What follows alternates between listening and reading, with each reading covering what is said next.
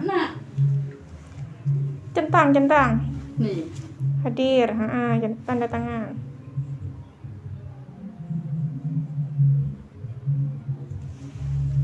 Nyaman setan. Halimah. Kita lelang kok Tak tolong tanda tangannya. Centang. Mak ada maroela ya. Bawahnya. Itu sakila. Emang lila. Ada cotre. Centang. Lila dia. Karena ini masa pandemi, Bu-ibu, saya mau memberikan hand sanitizer. Tangannya, Bu. Terima kasih. Iya. Nanti ketika kegiatannya dimulai, tolong dipakai maskernya ya.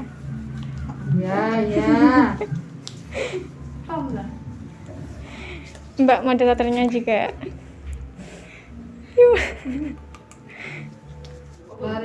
Terkenang sekali Banyak aman, Zah. langsung dia. Bulut, ini hand sanitizer. Ya. Bapak kemana teman? Nyaman. Kamu sudah. Larang apa demi? Bu para pet Sudah. Sudah gede. Ya, gitu.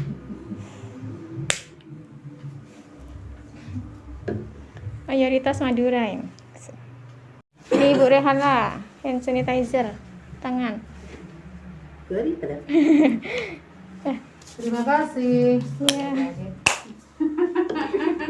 Boleh langsung dimulai, Mbak moderator. Baik ibu-ibu, assalamualaikum warahmatullahi wabarakatuh.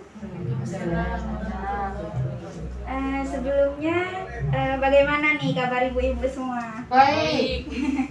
Baik, alhamdulillah sekali ya. Sebelumnya perkenalkan, nama saya Husnul Komaria. Saya dari Perguruan Tinggi Universitas Jember.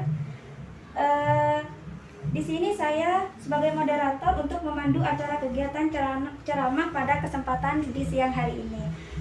Sebelumnya saya ucapkan terima kasih kepada Mbak Lailatul Iza Ya.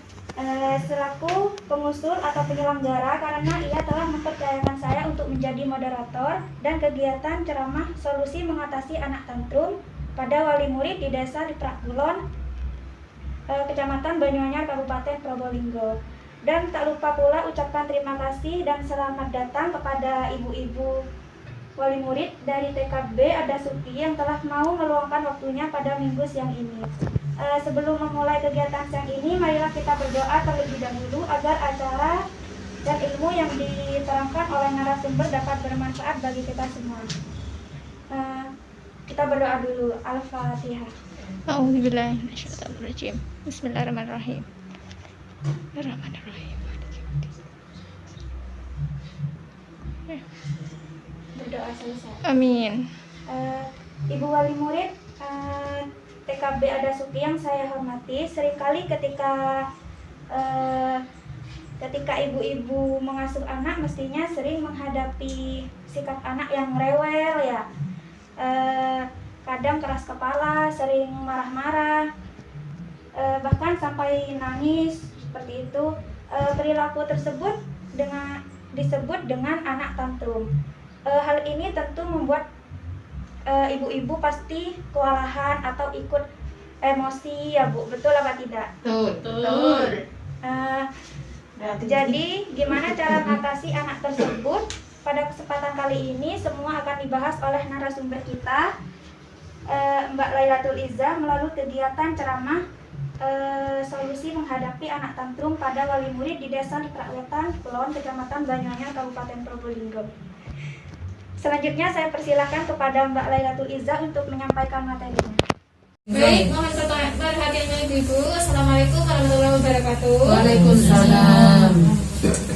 Pada siang hari ini saya akan menjelaskan dan memaparkan materi terkait solusi menghadapi anak tantrum pada wali murid di Desa Liprakkulon, Kecamatan Banyuanyar, Kabupaten Probolinggo. Sebelumnya saya mau tanya Ibu, apa sih itu tantrum? Adakah yang tahu? Ini ada di bukunya. Oh iya, ada di bukunya. Oh, beli balur malam Mas. Saya kurang begitu mengerti lah. Tolong dijelaskan dulu. Iya. Jadi Ibu, tantrum itu merupakan ledakan emosi. Biasanya anak itu nantinya akan bersikap marah-marah, nangis kejar, berguling di tanah kayak gitu. Bisa juga keras kepala. Ketika si ibu memberikan nasihat, si anaknya itu tidak mau menerima. Itu merupakan tantrum ibu. Kalau dalam bahasa ilmiahnya, dalam pelajaran saya itu bahasanya itu tantrum. Sampai kapan sih anak itu tantrum? Sebenarnya ibu-ibu, ledakan emosi atau tantrum ini terjadi pada usia 1,5 tahun sampai dengan 2 tahun. Dan biasanya sudah berhenti pada usia 4-5 tahun. Tapi ada juga sih anak-anak yang sampai usia remaja bahkan tetap mengalami tantrum. Itu tergantung pada anaknya ibu-ibu. Dan tergantung pada, kalau menurut saya tergantung pada kondisi lingkungannya yang membentuk perilaku anak tersebut. Kemudian saya akan menjelaskan tentang ciri-ciri dari anak yang mengalami tantrum. Ibu-ibu bisa membaca di lembarannya. Ciri yang pertama yaitu mengamuk terlalu lama. Nah, contohnya ketika anak tersebut menginginkan sesuatu, misalkan es krim ya ibu-ibu, dan panjenengan itu tidak membelikan es krimnya karena pada saat itu anak panjenengan itu sedang pilek misalkan. Nah, anak tersebut nantinya kan bisa ngamuk, bisa nangis dan sebagainya. Nah, perilaku itu ibu-ibu disebut dengan tantrum. Yang ciri yang kedua yaitu terlalu sering.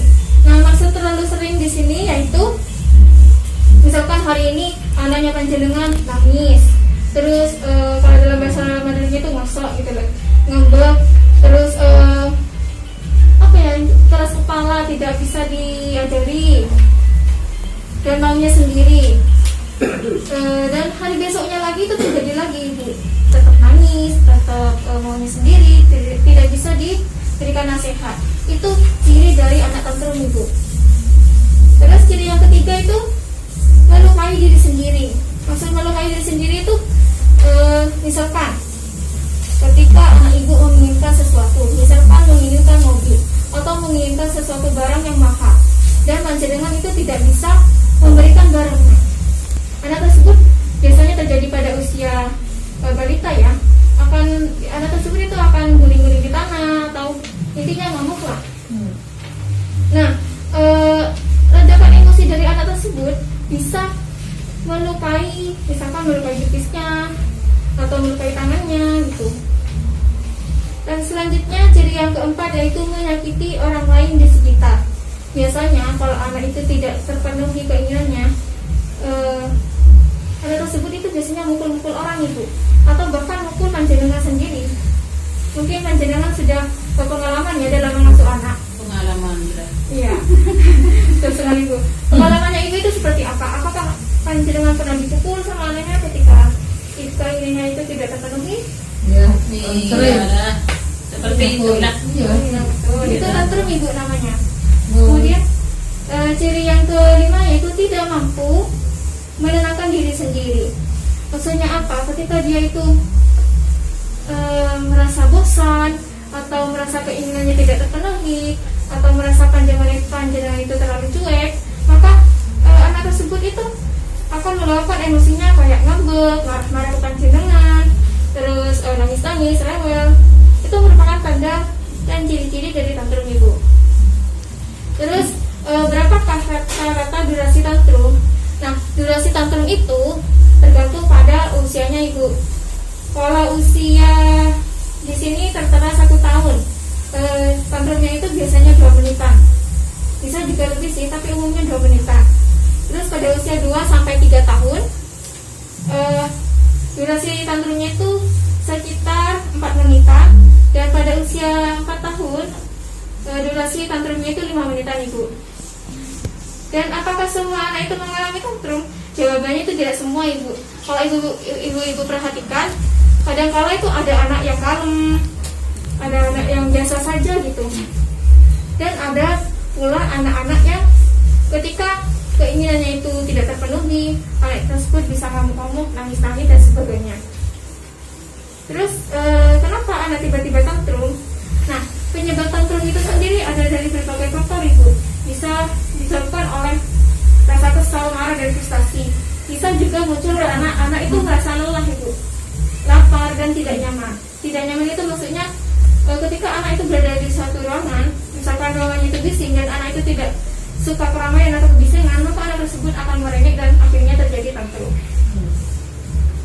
Dan ada juga tindakan agresif. Tindakan agresif ini kalau bisa sih jangan dibiasakan ya ibu. Nantinya kalau dibiasakan, maka ketika dewasa kelak anak itu terbiasa agresif bu, terbiasa marah-marah, mukul-mukul kayak gitu.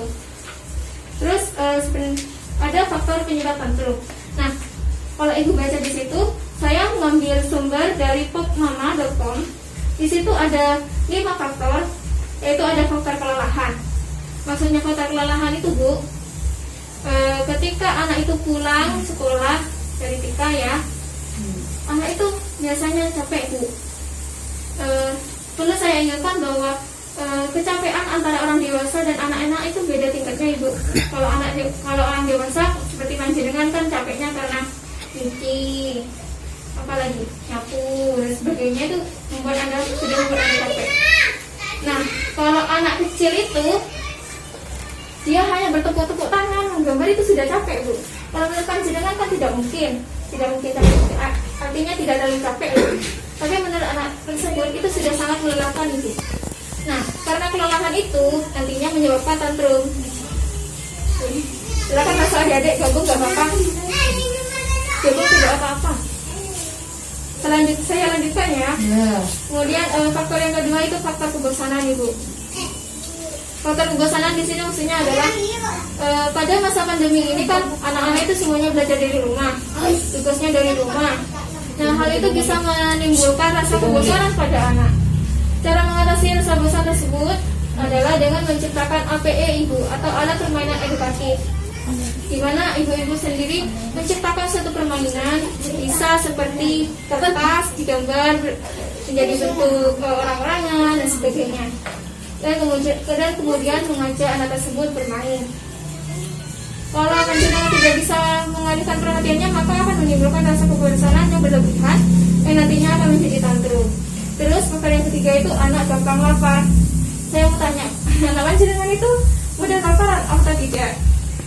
Tidak muat makan, kenapa ya? Udah lapar.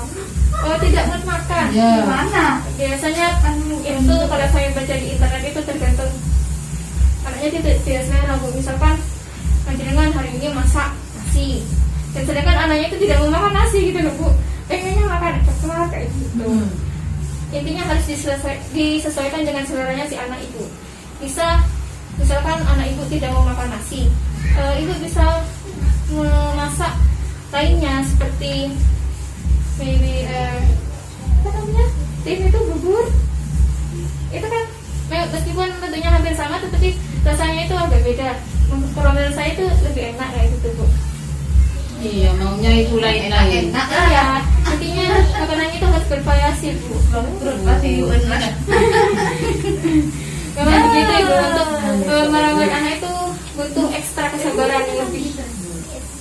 Nah, anak gampang lapar itu nanti akan menghancurkan moodnya. Moodnya itu kayak suasana hatinya gitu loh bu. Nah, kalau suasana hatinya sudah sumpah, sudah gak enak, nanti anak tersebut akan gampang mengalami tantrum. Terus ada karena overstimulation. Overstimulation itu maksudnya adalah misalkan anak ibu yang bernama siapa namanya, Alwiyah, berada di antara kebisingan. Misalkan ini bising ya, dan hal tersebut membuat anak tersebut tidak nyaman. Maka solusinya gimana? Maka anak tersebut harus dipindahkan ke tempat yang misalkan mengajak anaknya ke tempat yang lebih sepi atau mengajak ke lain tempat lain tidak. Jangan kau dalam kamar terus ya. Iya betul. Itu ya. Sedung. Iya memang kalau dalam kamar terus itu saja tambah apa ya, tambah nyaring tuh suara nangis. Ya, Tambah lama lagi. Kita tergantung anaknya ibu. Kadang ada anak yang tidak suka terlalu ramai, ada anak yang tidak bisa di tempat sepi gitu. Kita harus membawa anak tersebut ke tempat tidak tepat bu. Kemudian faktor yang kelima itu merasa kurang didengar. Kadang anak itu pengen cari perhatian kita ibu. Anak itu pengen apa ya namanya, misalkan anak ini mau diperhatikan oleh panjenengan ketika panjenengan sibuk. Biasanya anak itu kayak mencari-cari masalah kepada anda. Seperti anak tersebut mencari perhatian panjenengan ibu. Misalkan ketika panjenengan sibuk, misalkan Ibu Zainab sibuk untuk jahit, sin. Nah, anaknya itu misalkan pengen sesuatu, pengen beli sedap misalkan, tapi ibunya itu terlalu asik dengan dirinya sendiri, maka anak tersebut akan kayak menarik bajunya, gitu, untuk menarik perhatiannya. Akan terus belajar seperti itu dan hingga akhirnya terjadi tantrum ibu. Ibu. Iya, kalau tidak mendengarkan itu nanti anaknya tuh apa ya, kayak kecewa gitu loh Bu, kayak marah nantinya dan akhirnya menyebabkan tantrum. Jadi salah nih ibunya. Tidak, ibunya harus ekstra sabar di sini. Kemudian saya akan memberikan tips and trick. Nah, ini bagian akhirnya ibu. Tips and trick dari saya dalam menghadapi anak tantrum yang baik dan benar itu: pertama, jangan panik. Yang kedua, kendalikan emosi. Seperti yang sudah saya bahas tadi, jangan emosi bu. Kalau mengajarkan anak itu jangan emosi, jangan terbawa emosi. Kalau anak itu tidak mau panjenengan dinasehati oleh panjenengan. Terus yang ketiga itu perhatikan keamanan anak. Ketika anak itu tidak terpenuhi keinginannya, kan anak biasanya kalau biasa maduranya itu gelut di tanah itu bu, apa namanya? Guling. Iya, berguling-guling di tanah. Nah, kalau berguling-guling di tanah itu kan sininya luka bu. Nah, itu jangan sampai panjenengan biarkan. Kalau bisa sih bawalah ke tempat yang sepi. Nah, kemudian tenangkan. Berguling-guling di tanah itu sambil nangis apa? Iya, sambil nangis bu, Kalau membuat. cuma main berguling-guling di tanah. Ya, usahakan asalkan tidak melukai dia, gak apa-apa. Oh gini. Iya. Ya anaknya ini sering mainan di tanah. Iya, Berguling-guling di tapi tanah. main cuma Cuman main gak apa-apa. kegirangan anaknya, gembira apa gini. Iya. Kalau cuman main itu bu, bisa meningkatkan 6 aspek perkembangan anak. Anaknya itu bisa tambah pintar bu. Oh iya, Iya, alhamdulillah. 6 aspek perkembangan anak itu bu, ada moral agama, sosial emosional, kognitif, bahasa, seni, apalagi musik motorik. Kalau cuma main di tanah nggak apa-apa bu. Gak apa-apa ya. Ya, nggak apa-apa. Maksud saya di sini adalah tantrum.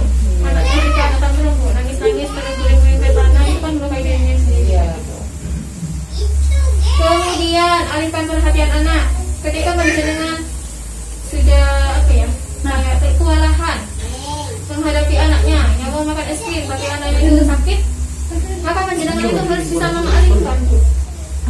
Jangan beli es krim ya, coba main ini, main permainan ini kayak gitu, dialihkan.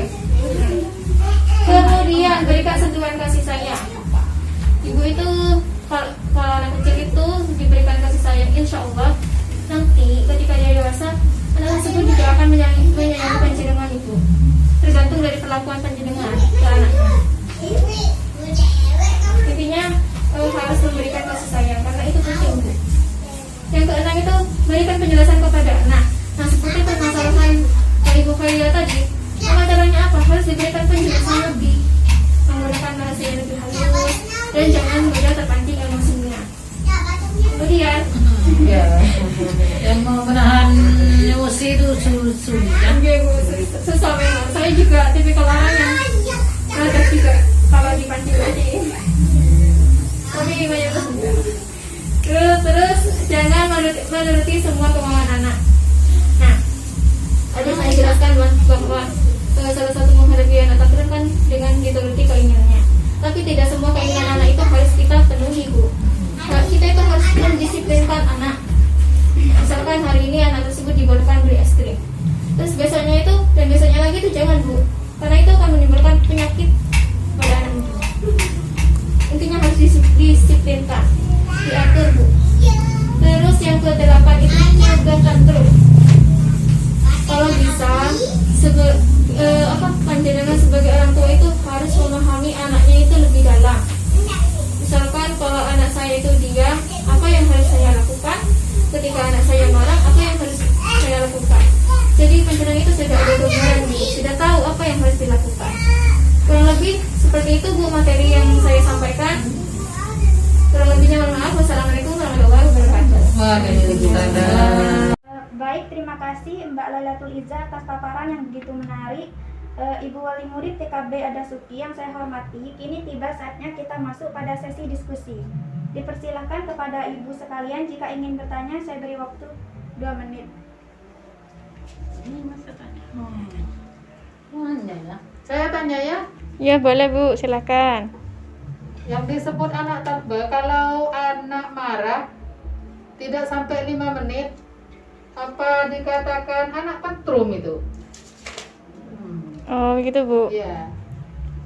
Baik, pertanyaannya akan saya tampung terlebih dahulu. Mohon menunggu sebentar Ibu. Silakan Ibu, ada yang ingin bertanya lagi? Nah ini ada. Oh ya, saya mau tanya juga yang anak saya ini lebih lebih tua dari Tika. Boleh tanya kah? Boleh, silakan Ibu.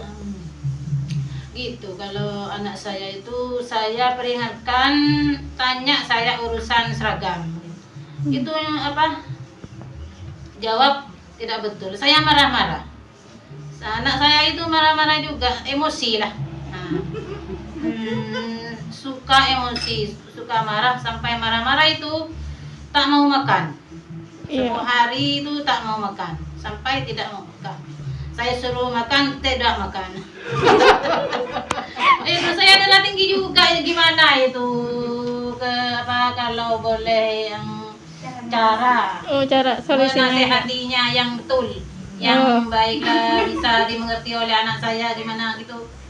Tolong dijelaskan. Ya, tolong dijelaskan.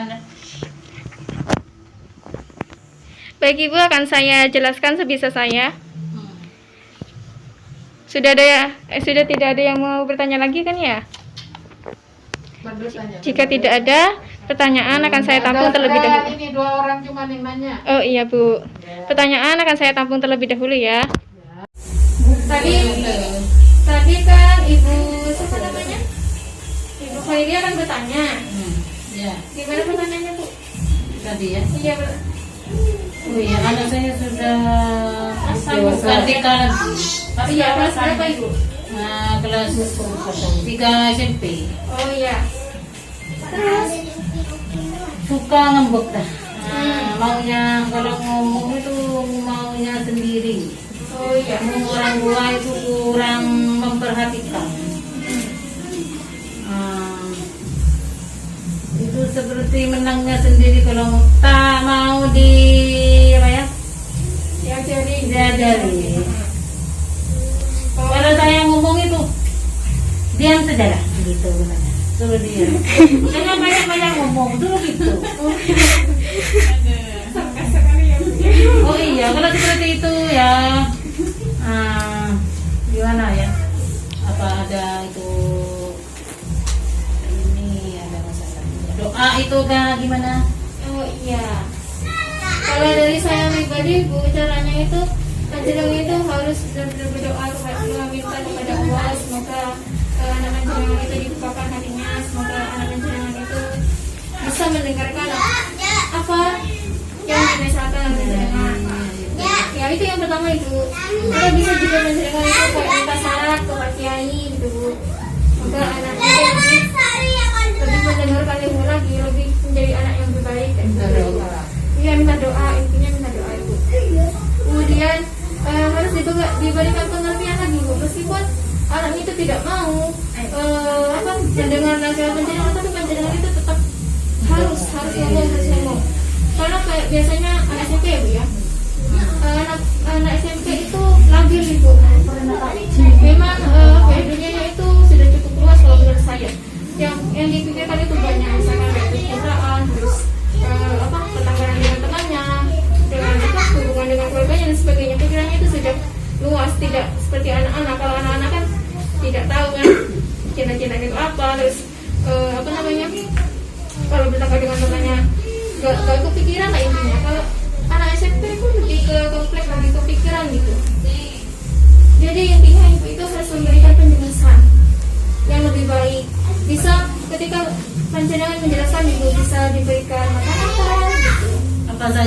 Suara saya agak kurang. Suara saya mungkin terlalu tinggi bagaimana gitu. Oke. Oh iya, panjenengan kan tadi pernah bilang kalau memiliki riwayat darah tinggi. Oh iya. Ya mungkin suaranya itu lebih dihaluskan Ibu. Oh iya. Supaya si anak itu bisa menerima nasihat dari panjenengan gitu. Dan ketika memberikan nasihat ke anak jangan sampai terbawa emosi Bu. Kalau anaknya marah, panjenengan itu harus bisa meredam gitu. Jangan ikutan emosi, malah masalahnya itu nggak akan selesai, malah akan apa ya, akan semakin besar gitu. Jadi panjenengan itu harus bisa meredam. Saudara tinggi.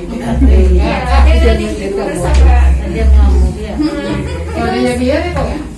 Itu saja jawaban dari saya Bu. Apakah bisa diterima? Ya bisa lah. Baik, terima kasih. Nah untuk pertanyaan Ibu Halimah tadi, bagaimana Bu? Oh itu ya terkait durasi ya Bu ya, durasi. Iya. Anak tantrum. Bagaimana jika kanan anak Bu? Iya, umur 5 tahunan. Umur 5 tahunan tapi durasi tantrumnya tidak sampai 5 menit. 5 menit. Iya. Kalau mengacu pada sumber yang saya baca di internet dan selembaran yang saya kasih itu bukan termasuk tantrum Ibu, itu hal wajar. Wajar ya. Cari dulu. Kecuali itu sudah 5 menit lebih kayak gitu. Kemarin saya belajar juga Ibu dan Ibu dosen saya yang bernama Bu Seni dan Bu Reski itu mengajarkan bahwa anak itu memang wajar ya, tapi tergantung waktunya. Kalau waktunya cuma 1 menit sudah selesai gitu ya, itu bukan tantrum Ibu. Kalau lebih dari 5 menit, misalkan sampai berjam-jam gitu, itu namanya tantrum. Iya. Berjam-jam ya. Tantrum Iya. itu ya. Aku aja 5 menit ke atas. Itu namanya tantrum. Kurang lebih seperti itu. Kurang lebihnya mohon maaf. Wassalamualaikum warahmatullahi wabarakatuh. Waalaikumsalam. Alhamdulillah ya ibu-ibu,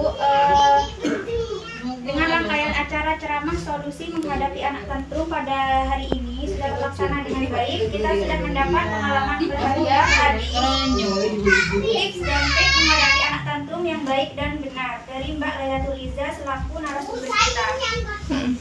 Mudah-mudahan materi yang sudah disampaikan bermanfaat dan membuat kita semua tergerak untuk mengikuti tips dan trik yang telah dipaparkan. Amin. Sebagai penutup, mari kita berdoa bersama-sama. Al-Fatihah. Alhamdulillah. Bismillah. Bismillahirrahmanirrahim. Maliki yaumiddin. Subhanallah. Selesai. Dan akhirnya saya Husnul Komaria pamit undur diri. Terima kasih atas perhatiannya ibu-ibu. Assalamualaikum warahmatullahi wabarakatuh. Waalaikumsalam warahmatullahi wabarakatuh.